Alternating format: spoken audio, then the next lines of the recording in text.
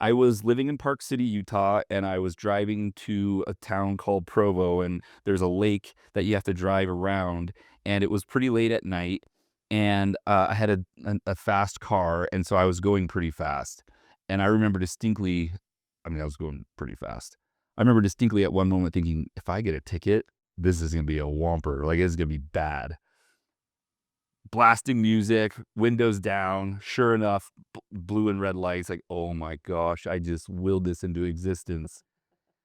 I'm panicked because I know this is gonna be a huge ticket, so I made a quick split-second decision. I was, working with a professor at Brigham Young University that I went to, and her name was, Dr. Ash Baker, and she was um a child, development professor or something, I don't remember. So it had nothing to do with medical, but I called her office line so it looked like I was on the phone with my doctor, Dr. Ash Baker, and the police officer tapped on the window, had me roll it down, he says, "So do you know how fast you were going?" I was like, I know.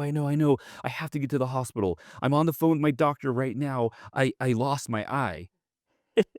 And, of course, the police is standing behind the window, and he steps up, and he takes his flashlight and flashes it in, and I'm holding my hand with my eye in my hand, and he shines the flashlight on it and takes a step back. He turns it to me and sees, like, a hole in my head, and he takes another step back. He goes, "Okay, okay," and at this point, I'm actually shaking. My hands are shaking with my eye because 'cause I'm, like, doing something I've never done.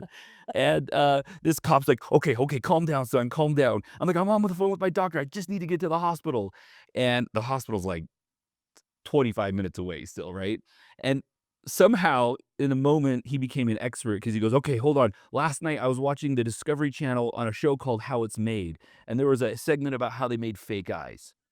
We need to get you to the hospital." And I'm like, "Oh," it was just hilarious that he was an expert, you know, because of what show he watched, like, the night before. And so, of course, I hadn't thought any of this through, right? None of it. So he goes, "Okay, I'm gonna escort you to the hospital." And I'm like, "Oh, crap. What am I gonna do? He's gonna take me to the hospital." And so, I was like, "No, no, no, no. My doctor says they're waiting for me. I just need to get there as fast as I can so they can put it back in."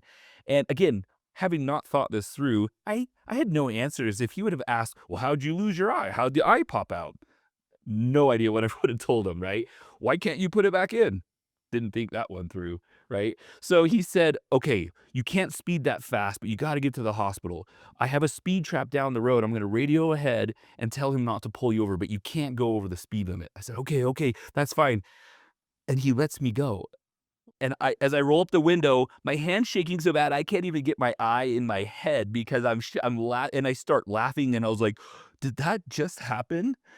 And so I drive past this other cop, and I can remember distinctly. He rolled down his window, and he was like he wanted to see 'cause I can't imagine the radio like, "A guy's eye fell out of his head. Please let him go," you know?